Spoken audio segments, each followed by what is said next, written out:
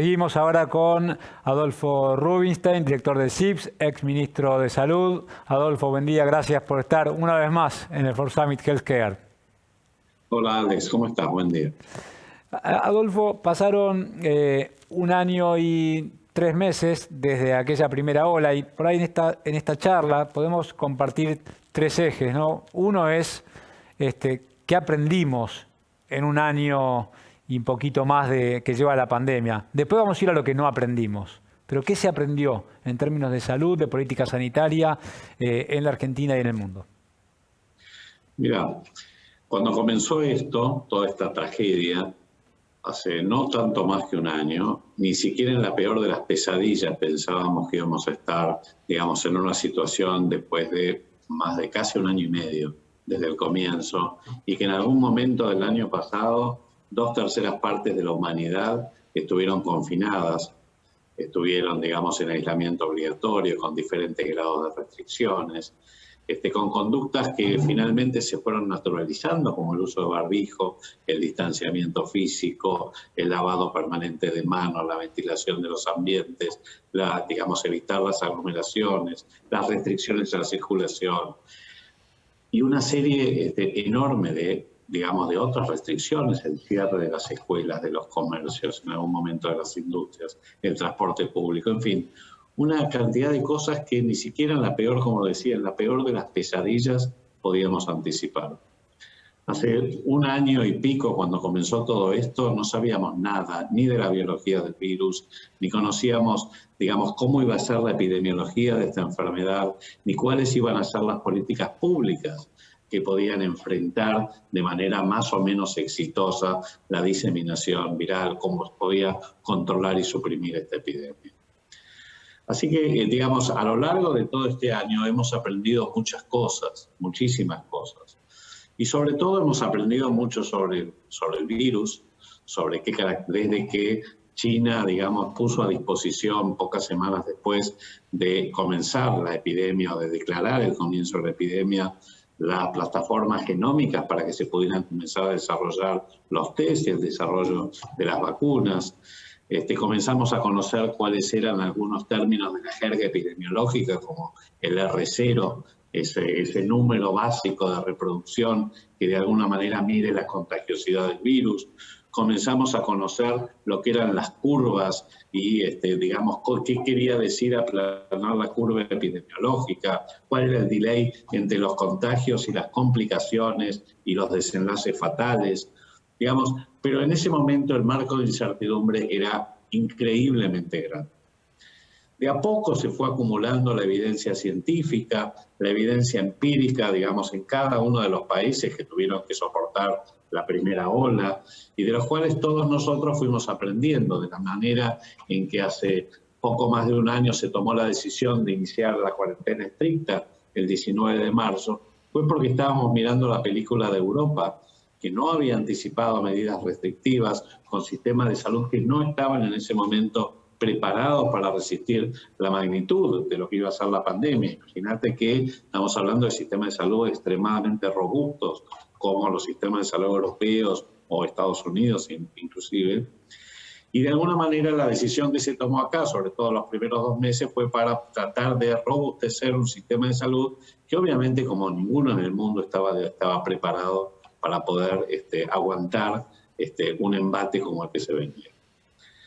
¿Y qué más aprendimos? Aprendimos que las restricciones planas no fueron efectivas ni para, digamos, frenar la expansión de la epidemia, y terminamos, digamos, con una tragedia sanitaria, estando entre los países que más casos y más muertes han tenido por su población, a pesar de que esas restricciones provocaron una fuertísima caída económica en un país que ya estaba sufriendo una recesión desde hacía mucho tiempo, y que a la vez generó, digamos, indicadores macroeconómicos terribles, como el aumento de la pobreza al 42% de la población, la indigencia superando el 10%, y ni que hablar en los jóvenes, los chicos y adolescentes, donde es mucho mayor, que generó, digamos, un aumento, una recesión y un aumento del desempleo, la tragedia educativa que vivimos con la suspensión todo el año pasado de las clases presenciales y la disputa que todavía sigue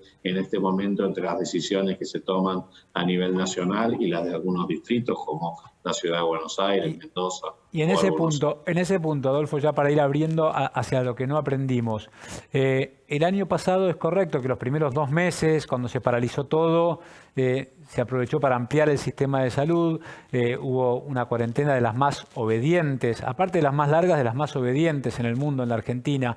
Sin embargo, en mayo, por hablar del tema de las escuelas, en Europa empezaron las reaperturas paulatinas y ya en septiembre fue la decisión de priorizar las escuelas. Acá nos cuesta más tomar esos aprendizajes que hubo durante la pandemia. ¿Hay como un delay o es un problema político más que sanitario? Mira, yo creo que digamos, el tema de las escuelas cerradas o escuelas abiertas, clases presenciales o virtuales, de alguna manera ilustra una disputa que excede, digamos, el plano sanitario o epidemiológico. Claramente acá estamos frente a una disputa política. Y el año pasado, digamos, cuando yo te diría que ya en julio, agosto había suficiente evidencia donde ya se conocía que, digamos, las escuelas no son foco de contagio, particularmente las escuelas primarias, ni los chicos son vectores importantes de transmisión viral. Y aún así, digamos, acá se hicieron cerradas las escuelas durante todo el año. Y obviamente las disparidades educativas que ya existen de manera importante entre los grandes centros urbanos y el interior del país, las provincias más pobres y los distritos más ricos, las escuelas públicas y las escuelas privadas, claramente se agravó. Se agravó porque la educación virtual, digamos, que requiere de nuevas tecnologías, no solamente es un asunto tecnológico, no solamente depende de que aún, digamos, de que tengas hardware y que tengas conectividad y que tengas una laptop, sino que fundamentalmente depende de que puedas aprender en un ámbito apropiado y no, digamos, en un hogar donde no tenés lugar, donde están hacinados, donde no tenés apoyo parental. O sea, no es una cosa que depende, te diría que es multifactorial, y obviamente esto agravó las enormes disparidades que ahora se están viendo. Más de 1,5 millones de chicos que no tuvieron prácticamente contacto con el sistema educativo el año pasado y que hoy están de nuevo, digamos, casi en la misma, digamos, sobre todo con la decisión que tomó el gobierno de este DNU, que, bueno, que en lo personal creo que afortunadamente la Corte Suprema, digamos, en el fallo del otro día, claramente explicitó el respeto a las autonomías de cada distrito. Pero sí, definitivamente hay cosas que, a pesar de la evidencia científica, a pesar de la evidencia empírica, a pesar de los estudios que demuestran que en la Argentina, en estudios de la Ciudad de Buenos Aires y estudios que se hicieron a nivel nacional, refrendados por el Ministerio de Educación de la Nación y su Consejo Federal, el mismo día que el presidente, digamos, decidió suspender la presencialidad en el AMBA, en realidad claramente demuestran que no, digamos, el gobierno y muchos, digamos, tomadores de decisión no le tienen el debido respeto a los datos y a la evidencia. Y esto, el ejemplo ilustra, digamos, ese derecho. Es cierto que a la grieta de la Argentina se replica una grieta científica que se da en todo el mundo, ¿no? Este cherry picking que se da en las redes sociales, donde los que están a favor de una medida y en contra distribuyen una cantidad de papers aislados que de por sí no significan nada, pero se utilizan solo para sostener posiciones. La pregunta es, ¿vos crees que en el gobierno son víctimas de este cherry picking o logran dejar de lado esta grieta científica y realmente, genuinamente, leer toda la literatura al respecto de las restricciones y las medidas? ¿Crees que se logró atravesar esa grieta? Lo hablo por la ministra de Salud de la Nación, lo hablo por los ministros de Salud de la provincia de Buenos Aires e incluso por el ministro de Salud de la Ciudad de Buenos Aires. ¿Se lee lo que piensa, se lee lo que publica aquello que va en contra de lo que yo quiero implementar? Mira, yo vengo insistiendo desde principios de mayo del año pasado en la necesidad de ampliar el Consejo Técnico Asesor del Presidente. Y no lo digo ahora, lo dije ya en mayo del año pasado. un consejo independiente, multidisciplinario, porque la pandemia es un problema sistémico que excede, digamos, el campo sanitario o epidemiológico, o infectológico, digamos, es mucho más amplio. Y ese ámbito permitiría, si es independiente, permitiría recoger toda la evidencia y emitir juicios fundamentalmente basados en la mejor evidencia al momento. Por supuesto que estamos en una situación muy dinámica y cambiante y uno no puede aferrarse a la evidencia porque va cambiando. Pero ¿quién mejor que un grupo de expertos multidisciplinarios que revise de manera sistemática y metódica esa evidencia para poder informar al presidente o al ministro o a la ministra de Salud de las decisiones que toma para que éstas sean informadas en cuanto a sus beneficios, los riesgos, las consecuencias, las implicancias? Yo creo que el Consejo Asesor, lamentablemente, actuó más como un justificador de las decisiones políticas del gobierno. Ex post, esto es, el Consejo Asesor tiene que informar ex ante, o sea, antes de que se tome la decisión. Por supuesto que la decisión siempre va a tener un sesgo político, pero por lo menos que se tome de manera informada. Sin embargo, no es lo que ocurrió y no es lo que sigue ocurriendo. Fíjate lo que pasó el otro día cuando el presidente, el mismo día que el presidente toma la decisión de decretar este DNU de cierre de las escuelas y aumento de las restricciones en el AMBA, ese mismo día la ministra de Salud había dicho que la presencialidad se iba a resguardar porque no había mayor riesgo. Lo mismo dijo el ministro de Educación con su Consejo Federal. Al día siguiente de la decisión, todo el Consejo Asesor, o la mayoría, realmente sería injusto decir todo, pero la mayoría del Consejo Asesor, muchos de los científicos que de alguna manera militan las causas del gobierno, muchos de los gobernadores que estaban hasta el día anterior en contra del cierre de las escuelas, de golpe, digamos, viraron así, hicieron una voltereta en el aire, viraron su posición, y muchos empezaron lo que vos decís, el cherry picking, es decir, comenzaron a ver qué papers, qué piezas de evidencia podían encontrar para justificar las medidas que se tomaron. Muchas eran, digamos, papers que eran viejos, que ya se había visto que había cambiado la evidencia, en fin. Todas estas cuestiones responden, a mi juicio, a la falta de un consejo asesor independiente, amplio, que además trascienda al infectológico, porque, de nuevo, la pandemia obviamente es un problema central de salud pública. Y esta es una infección, es una enfermedad comunicable, y donde obviamente los infectólogos tienen que estar presentes. Pero esto no es un problema infectológico. La pandemia trasciende esa esfera. Adolfo, ¿cómo imaginás el escenario de corto plazo en un momento que parece crítico, teniendo en cuenta que hay una alta ocupación de camas, pero con todo el invierno por delante y vacunas que no terminan de llegar? Han llegado, pero todavía es una situación muy compleja. ¿Cómo imaginás este escenario de corto plazo, de acá a 2 o 3 meses? Muy preocupante, realmente muy preocupante. Yo no sé si podríamos decir que se ha estabilizado esta segunda ola. Digamos, claramente hay una estabilización de los casos en las últimas, yo diría, ya 3 semanas. Más ahí, yo creo que se empieza a visorar una tendencia declinante en el número de contagios, que por supuesto también está muy relacionado con el testeo, que ahora te comento, es una de las estrategias que ha demostrado mayor eficacia y efectividad para poder mitigar la pandemia, la expansión de la pandemia. La realidad es que, por supuesto, que esto condice, esto va de la mano, con un sistema de salud muy saturado, porque, digamos, este importante repique de casos, esta subida que durante la primera quincena de abril alcanzó casi un crecimiento exponencial, geométrico, lo que hace ahora, después de 3 semanas de esto, más allá de la estabilización, es fundamentalmente, recibir ahora el embate de las complicaciones que habitualmente ocurren en las 2 o 3 semanas y los desenlaces fatales fuertes. Con lo cual ahora estamos en el pico de saturación de esta segunda ola.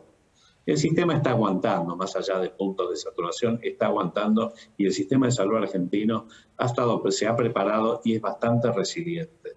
El tema acá más preocupante para mí es el personal de salud, sobre todo las médicas, médicos, kinesiólogos, enfermeras y otro personal que está en la primera línea de atención de los pacientes críticos, porque obviamente hace más de un año que están lidiando con esto y hay, digamos, claramente el desgaste es brutal, lo mismo que la falta de incentivos claros. Pero bueno, el punto para mí es ese. Yo, ¿qué es lo que avisoro? El mayor problema que hoy tenemos, uno, es la falta de vacunas.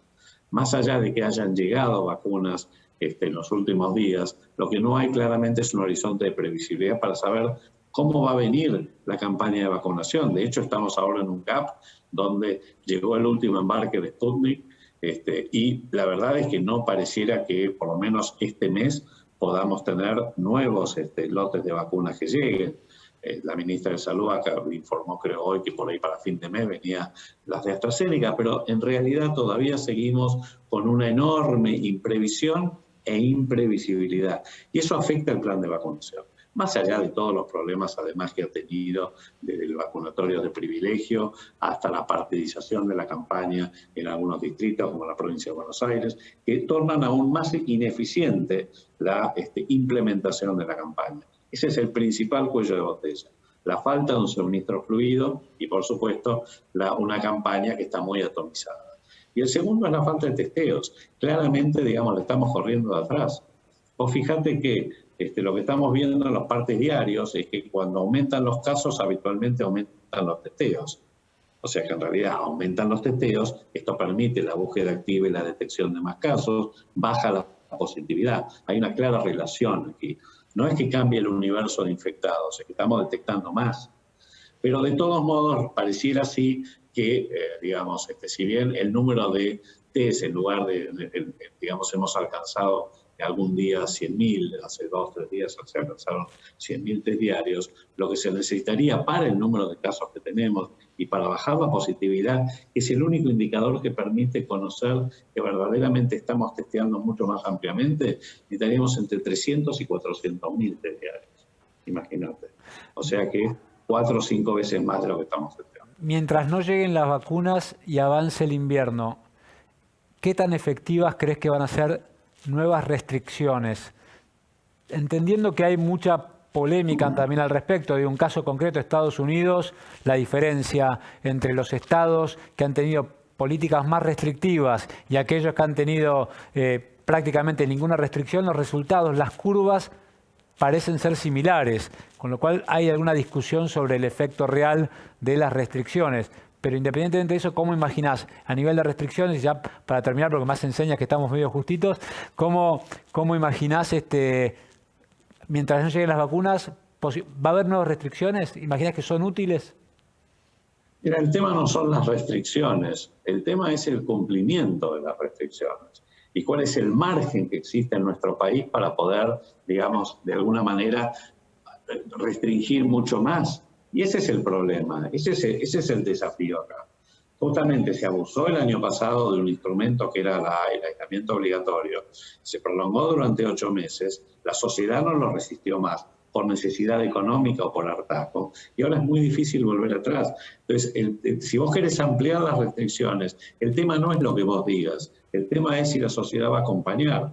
Además de las necesidades y del hartazgo, está el tema de la confianza pública. Hoy ha habido una fuerte disminución y erosión de la confianza pública en la decisión del gobierno, lo cual hace que el acompañamiento social sea aún menor.